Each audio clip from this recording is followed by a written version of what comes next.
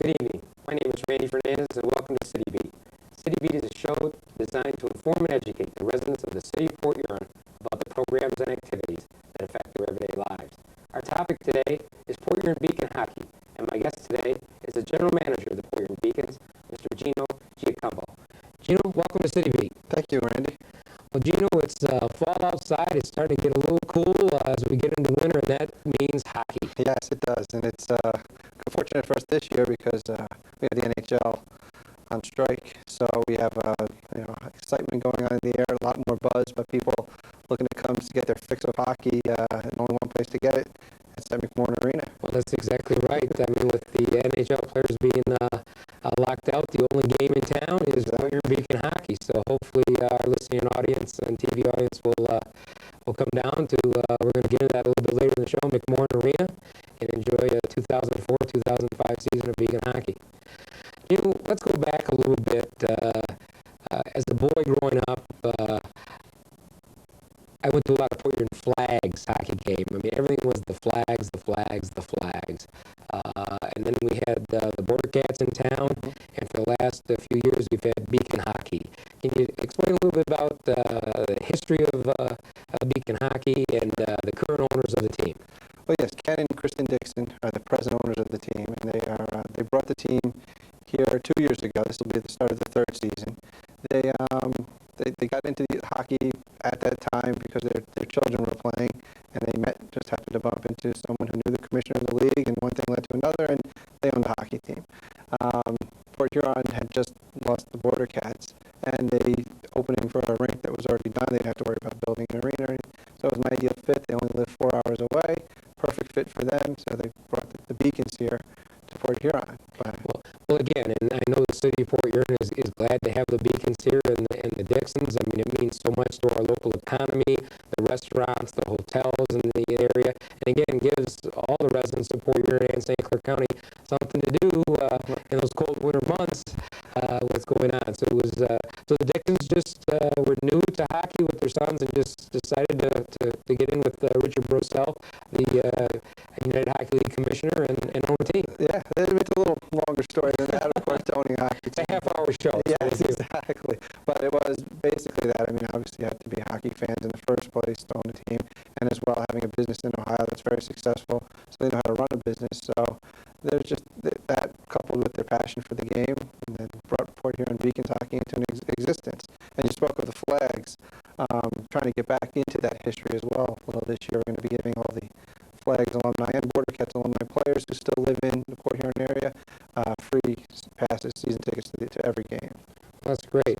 And you've talked about the Dixons as the owners. They start the hierarchy of the Beacon franchise, and then there's the general manager, and that's you. I know you've been with the Beacons for the last couple of years, but you've got a broad hockey background. Can you tell us a little bit about that? Sure. I was in law school probably a little over a decade ago. I can't believe it's that long. And throwing darts at the dartboard as to where I was going to go live. Actually, at one point, my friends in school, they were like, I was willing to go anywhere to work, and brought up the whole hockey passion and things like that. And sent resumes to every NHL team. We get the rejection letters every day. But one team did call Washington. They had a farm team in Baltimore, right near where I went to school, and they said, "Would you like to work for that team?" So I said, "Sure." Now, fortunately, just before I graduated, the team moved to Maine. So it was Maine. It was a new location, which at that time could have been Alaska. I mean, it seemed like it was so far away. But it was a great place to live. I worked in Portland, Maine for an American Hockey League team for 3 years. NHL players today, Olaf Kolzig, Byron Defoe, and Net were the goalies then. Jason Allison and Andrew Burnett, players like that. I see about 17 players in the NHL today that were with that team.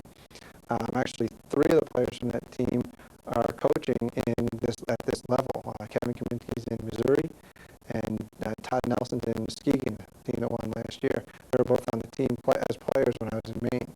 But then hockey took me to Tallahassee, Florida, Flint, Michigan. I was actually with the rival general manager for the Flint Generals.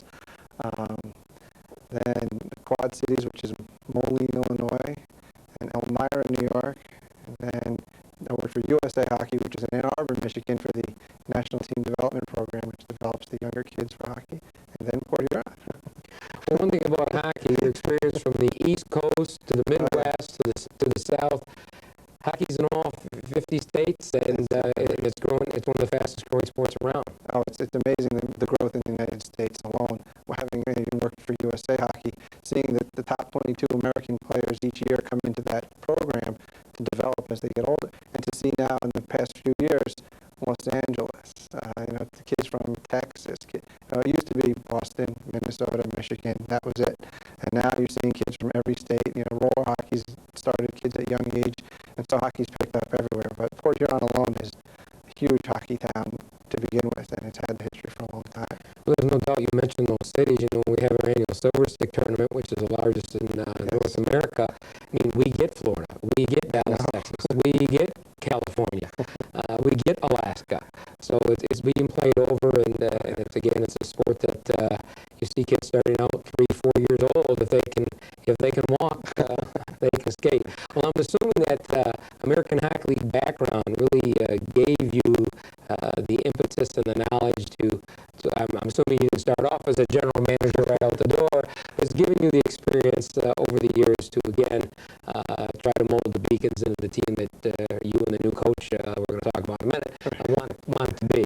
Yeah, exactly. The American Hockey League level, I was, step below. I was foot in the door. I was helping the coaches with contract negotiations and different things like that. And at the time, I wanted to be, the agent, the glorified job, but learned that business is not the greatest. But so I stuck more with the stable as far as fun and what to do, but not as far as you can move around rather easily because the opportunities are there.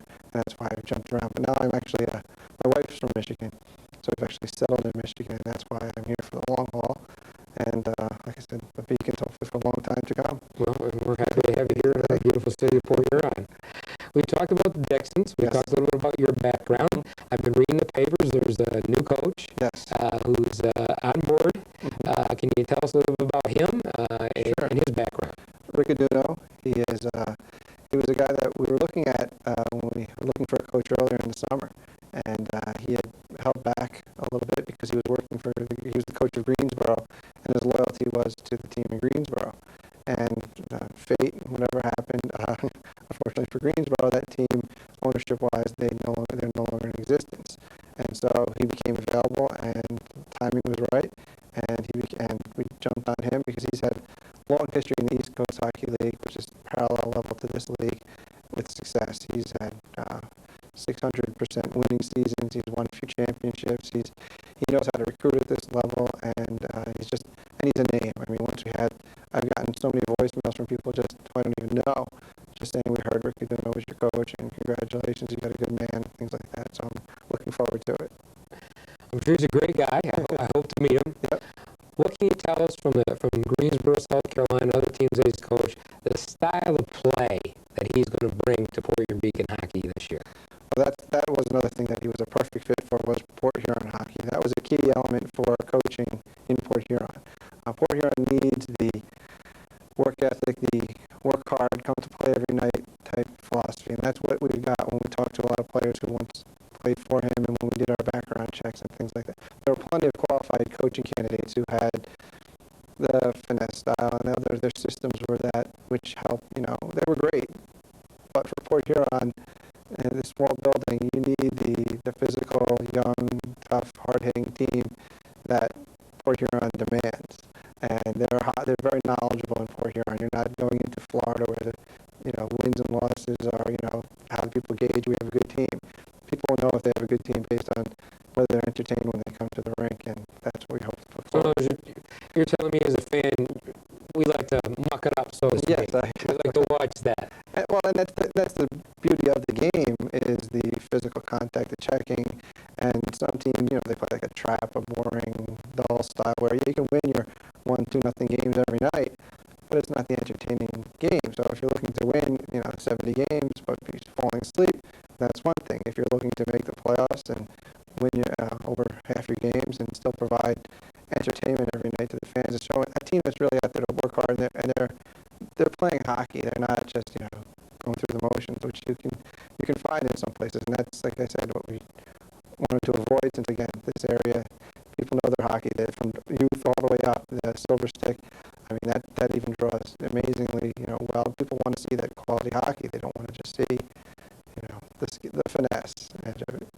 When you mentioned earlier the small rink. I know you're not talking attendance-wise because McMorran will seat close to 4,000, Right. but you're talking about the ice surface isn't a little smaller, 15 feet rings a bell on one end compared to if you were going to watch a Red Wing game. So you've got to change your style of play, correct? And that's why you have to adapt. You're going to play 40 games in this building, and it's a tighter surface, so there's going to be more contact. There's smaller center ice between the blue line and blue line, or blue line and red line, so to speak.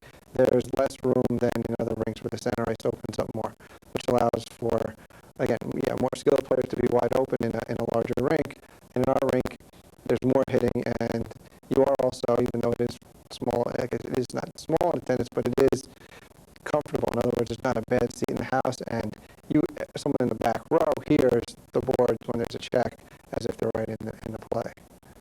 Well, when Henry McMorran gave that gift to the city of Fort Erie many, many years ago, we've got one of the most beautiful facilities in the United Hockey League, would you say? Oh, I love it. It's and it's a classic old-time hockey rink as well.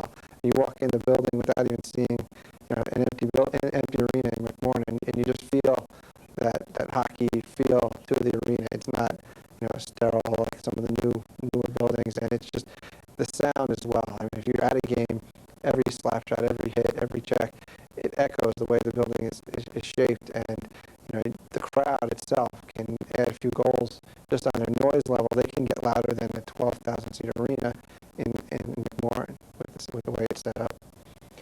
Well, McMorran's been a fantastic building, and I know they've made renovations to make the experience even more enjoyable with food lines being processed faster and different things like that. So I know they're still doing some more renovations for this year, and hopefully when people come out to watch Beacon hockey, they'll see all those improvements at McMorran as well. You mentioned you started in Maine, which is the American Hockey League. Correct. The Beacons are part of the United Hockey League. Yes. Can you explain the United Hockey League? We mentioned Commissioner Richard Brosal, Yes. and I believe it's a 13-team league. And what are some of those cities? And are there 2 divisions, 3 divisions? And what division do we play in? Well, we're fortunate this year. The league has expanded. It started a decade ago with only 4 teams, a few Michigan teams, and it's expanded now. And there's 5 teams in Michigan: Muskegon, Kalamazoo, Flint, Port Huron, and a new team this year from Fraser called Motor City. And that makes up Michigan, or Central Division. And there's teams east, Danbury, Connecticut, Elmira, Adirondack, and Richmond, Virginia. And then there's teams more to the west: Fort Wayne, the Quad Cities, Rockford, Illinois, Kansas City, and Missouri. And near St. Louis, there's a team. So I hear a few new names in there. Kansas City is new, the Motor City team is new, and the Danbury, Connecticut team are all expansion teams for this year.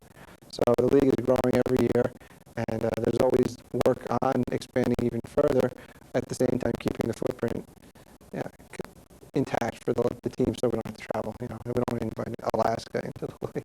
So we're kind of our division would be the Michigan-based division, and but we do play all those other teams throughout the year. And we play them more than the others, so that we have, we put together incentive packages in that way where you can just come to the Michigan games and things like that. So we're just playing Flint and Motor City will probably be the 2 big rivals, and we play them 10 times each, whereas we'll only play Kansas City twice. We'll make a swing out there, and they'll make a swing through here. Well, Flint, definitely every game that I've been to when we play Flint, there's this electricity in the air that seems to be, and again, maybe the new Motor City team or out of Fraser will also add to that excitement or trifecta between the 3 teams, since they're only an hour less apart. I think that's what makes it the big rivalry is the proximity for the fans from Flint to be able to come to our game, and us and fans from Port Huron to go to the Flint game. The rivalry even builds in the crowd, and this chants going back and forth from both teams, and fans get, and it's an old IHL in the old Flags days as well. There's a rivalry with cities such as Flint, Muskegon, Kalamazoo. Those teams were in the old league with the Flags, so you go back, you remember the teams as well. So it's the same old cities coming back in, and the rivalry is over 30 years old. It's not just 3 years old. There's no doubt about that. In fact, growing up, I know the longest trip was when Des Moines, Iowa had a team, but I'm sure it's quite lengthy to go to Danbury, Connecticut, or Quad City Series. I'm sure that's quite a drive on the bus for the players. Yeah, it is a busing league, so yeah, there was no flying anywhere. So the bus can be, but we do leave a day early. We know it's a 6-7 hour trip, say to the Quad Cities, a little further for Kansas City, which is new this year. And we'll leave the day early, get in the hotel the night before, wake up, practice in their rink, do our pregame meal, then go back to the hotel. They sleep actually for like 4 hours before the game, wake up around 4:30, 5 o'clock, go play. Before we get into the game and the game atmosphere itself, Sure. what are some of the players that you brought back this year? Maybe also trying to recruit. And I know you brought back a fan favorite, at least it's a fan favorite of both my two little boys, and that's David Alexander Beauregard. Well, yes, David. David is actually, I had David when I was the general manager of Flint, and he was actually here with the Border Cats then after that. And I always, thought he was an excellent player. And he became available partly due to the Fort Wayne making him available. He won a championship at Fort Wayne, but partly because his fiance is from St. Clair County. And so I think the last season was a little bit tough on the long distance the year before you're going to get married. And so he had asked for a trade back to Port Huron. So it's nice when someone wants to play. Right, he wanted to come here. Right, so we did a deal to get him here. And it's not the costly deal, but we will have to expose certain players come December. The other end of the trade hasn't happened yet. We get to protect 8 players and a goaltender, and Fort Wayne will get to pick from the remaining players on the team to conclude that trade. But it was worth it. He scored 50 goals for Port Huron, I think, in the Border Cats' final season, and that was a struggling team at that time to be able to score 50 goals. So if he even came close to that, we'd be more than happy. Well, I think it wasn't so much that he scored 50 goals, as that he was a fan favorite because of his work ethic. Yes. And he always appeared to give 100, 110% on every shift. And I think that's what the fans in this area are looking for. Exactly, which is why, like I said, we're putting that type of team together, more of the David Alexander Beauregard types as well, and on defense, the tough, hard-hitting type players. That's what the fans here respond to, more so than, you could put in 50 goals, right, but if you're putting in 50 goals and it doesn't look like you're putting in the effort, the fans here don't respond to it. They will respond to the... Another player you're bringing back is Aaron Brand, and Aaron has a little bit of history in this area because, correct me if I'm wrong, he played with the Sarnia Sting. And his numbers retired over there, right across the river there in Sarnia. So yeah, he's legendary over there. And we're doing over in Sarnia, we're going to be doing some Aaron Brand promotional nights to get the fans, because he can't go anywhere with him in Sarnia without everyone saying hello to him. And so yeah, he's back for his second year here with the Beacons. He had a 2-year contract. He was the only player that we had signed to start the summer at the season end, because he was only a 2-year player that was signed. And excited to have Aaron back. He's a good starting point to build your team around. And then since then we built a nice solid team around him and David, and it's a lot of new faces, a few familiar faces from last year, but mostly a lot different look this year. What's the age of a typical UHL player? Well, it's interesting. It can range from the rookies who come in and they are young, and they can be right out of juniors. They can be extremely young. 18, 19, 20? A little bit older, yeah, 20. But there's also the veteran who is, maybe it was at a higher level for several years, even the NHL level, and is now still at this level. It would be obviously a presence on the ice, but is no longer able to play at the AHL level, so to speak. And so they come, they can still continue their hockey career and be, take the step down to this level and be the superstar at this level. And that's always interesting to see those veterans as well. We're only allowed 6 veterans plus there's one new exceptional 7 veteran they're allowing this year. There's a couple stipulations regarding that one, but so you can have 7 veterans this year. Well, we've kind of done, again, the hierarchy of the team. Yep. We talked about the new coach, Rick Aduno. We've talked about some of the players. Let's get into the game experience. Okay, I'm bringing my family of 4. I open up the doors of McMorran Arena. What's it going to cost me typically to come to a game and take me through the whole gamut, from ticket prices to what my kids and myself hope to see from the first period to the third period of a game as far as entertainment value? Because I believe, correct me if I'm wrong, you're telling me, or you told me earlier today,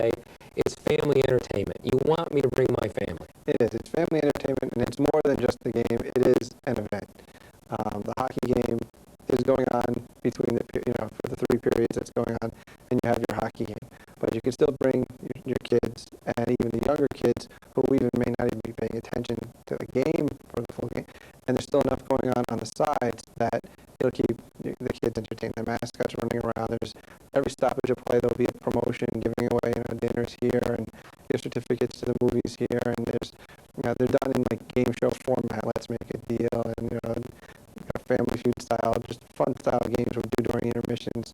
We bring kids on the ice and do all sorts of crazy, things that you might the next day talk about at the office. That rather than the game, you might say, "Did you see that guy bobbing in barbecue sauce for prizes?" Rather than seeing talk about the shootout that happened that night, because that was so much more far-fetched, or your kids got such a kick out of what the mascot did. And that's the element, and it's cheaper than a movie. That's what people don't realize. It's professional hockey, but it's more affordable. When you say it's more affordable, I've got season tickets to the Red Wings, even though they're not playing this year. A lower bowl seat will cost me $85 for one ticket to see the Red Wings. What's that same seat in the lower bowl going to cost me at McMorran Arena to see a Beacon game? Well, I'll back it up and I'll get to that. You say $85, you probably pay to park, you probably pay to have dinner. For that one seat, you could pay $100-something. You're right on the mark. Okay.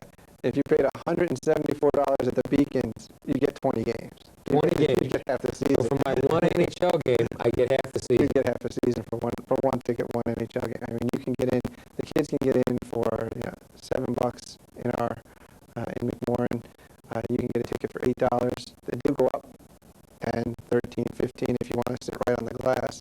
But you can get a prime center ice season ticket, and you're still only gonna, like you said, if you put a family of 4 to a game at the Red Wings, you can buy season tickets for probably 2 years. And that's not even what I'm thinking. I don't expect people to come to 40 games. You could I'd love you to buy them and take 20 of them and give them away as gifts and do things like that. But even if you just came to a couple of games, you'll see enough promotions throughout the year where if your kids are in school, they'll get something taken home that says, there's a special night for that school, or the band from that school will be playing. There'll be always something going on throughout the year where you could even find a few nights where there's a couple of discounts or something going on, so you could get in. The kid could get in for free on some nights if it's an off night for us. We've got promotions going all the time, so it's really to go to the movies is probably double what you're going to pay for your popcorn, candy, and everything else, and going to a movie is probably double the cost of going to a hockey game, and it's live entertainment. So in your mind, the value of the ticket price and the whole experience, and that we compare it to the Red Wings, where again, one Red Wing game compared to a half a season, it's good entertainment, it's cheap entertainment, and the key is we will be entertained. That's it. You will be entertained, and there's, like I said, there's that live element. The players are there. If you come on a Sunday, there's a post-game skate with the team. There's no charge. It's just the game ends. The players go out, they shower, or they don't. They just come right back. They get a little speech from the coach. They come back down. Fans are already on the ice. You bring your skates every Sunday. Myers hosting Meyer Mingles, as we call them, and autographs, pictures, anything you want. Fans can just interact with the players, and that's the thing at this level that makes it even more exciting to be involved with as a general manager. The players are so much more accessible. So there's so many more things I can set up. It's easy for me to take a player and say, you're going to this school to speak today. You're going to this.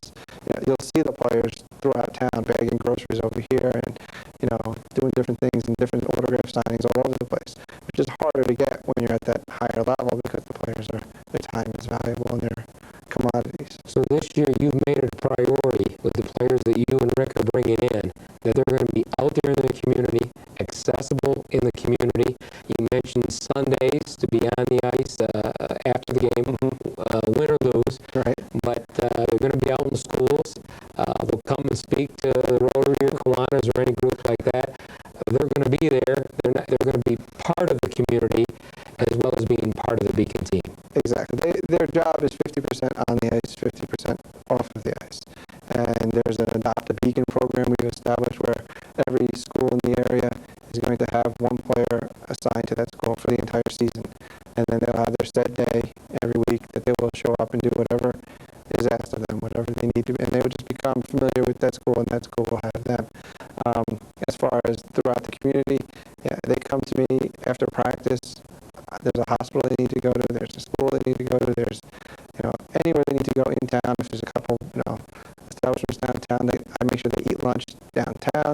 start to see them downtown, so they know they can come downtown, have some lunch, and see the players. So they're going to become visible, and that's a priority at this level. They have to become recognizable faces that you're going to the game to see. You're not going to see the Beacons. You're going to see this guy, that guy, the other guy that you already know and you've met somewhere 3 or 4 times. That's great. You mentioned Sundays after skate with the players. The reason about Wacky Wednesdays. What are Wacky Wednesdays? Wacky Wednesdays, we're just doing some added promotions. We're going to get a little extra. We're starting the games at 6:40 p.m. A lot of that has to do with getting the kids able to come in and get out, at a reasonable hour, so that it's not like a late night game like a Friday or Saturday, which would get out after 10. These will get out a little earlier. And then the promotions on the ice are just going to be like the barbecues. I mean, they're going to be really wacky. There's going to be lots of prizes. There's just lots of different sponsors getting involved in different crazy promotions just for the sake of it's Wednesdays. We're going to have, that's where you'll find your breaks and prices. You'll see if you go to McDonald's, you'll be able to get a coupon in your bag as you're driving through. This is on Wednesday, the kid gets in for free. Things like that. So if if a Wednesday night is in your schedule, it's even more affordable. Let's get back again to you mentioned, I think $174 will give you a 20-game package.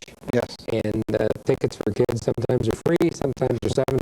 And I, as an adult, can get in for a game as cheaply as $8. Is that correct? That's correct. Yes. That's for one game, single price. There's no discount. That's the high ticket price as far as the face value of the ticket, $8. You could buy a 9-game package for and only pay $63. There's discounts as you buy more seats. You buy the full season, it's discounted even more. So your per ticket price is down in the $6 range per game if the more tickets you buy. And there's packages, the Michigan package, there's the Wacky Wednesday package. You could just buy Sundays. You could just buy Friday. The half season package, you pick the 20 games you want to go and make it around your schedule and what works for you. You just check off the 20 games you want. So again, where I have NHL tickets, they basically tell me how it's going to be. The way it is with you is you're happy to work with any individual to create any type of package, basically, to meet their financial needs. Exactly. And they were even more accommodating. I mean, if you had a 20-game package, you picked your 20 games, and all of a sudden you have a wedding on a Friday, you came in and said, I have a wedding on this day. Trade them in, pick a day in March, that type of thing. Even if you missed a game, you couldn't get out of the house, something came up, the game's over. Tickets didn't even get used. You bring them into me. If you're a season ticket holder, already a package holder, not an individual ticket holder, we'll exchange those for a future game because you already paid for them.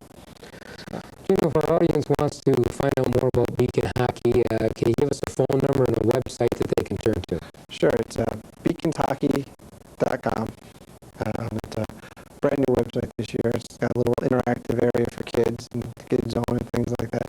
And the phone number is 989-9701 and 810 area code. And call there 9 to 5 any day, ordering tickets. You can also get tickets at McMorran during the day as well, or at our office downtown, which is right on Main Street, 222 Huron Avenue, right there in the center of the Main Street district there. And we have a merchandise store as well, so you can stop in there, get jerseys, hats, t-shirts, whatever you need. As Christmas rolls around, a nice gift for the hockey fan this year would be Beacon's merchandise. We have a new jersey this year, so we have a new look, different colors and things like that. So just pop in, take a look, see what it's like. I suggest people just try one game out, and if that's what hooks people is the live. People see it on TV and it's hard to follow the puck, and and then you go to a live game. My mom, the first time she went to a live game, we couldn't believe people fall in love with hockey more than any other sport when they finally see it live.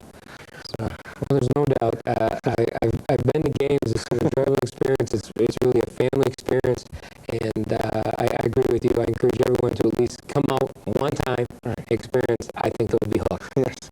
Gino, thanks for being our guest today at City Beat. Thanks, Randy. That's our show for today. We'll see you next week on another edition of City Beat.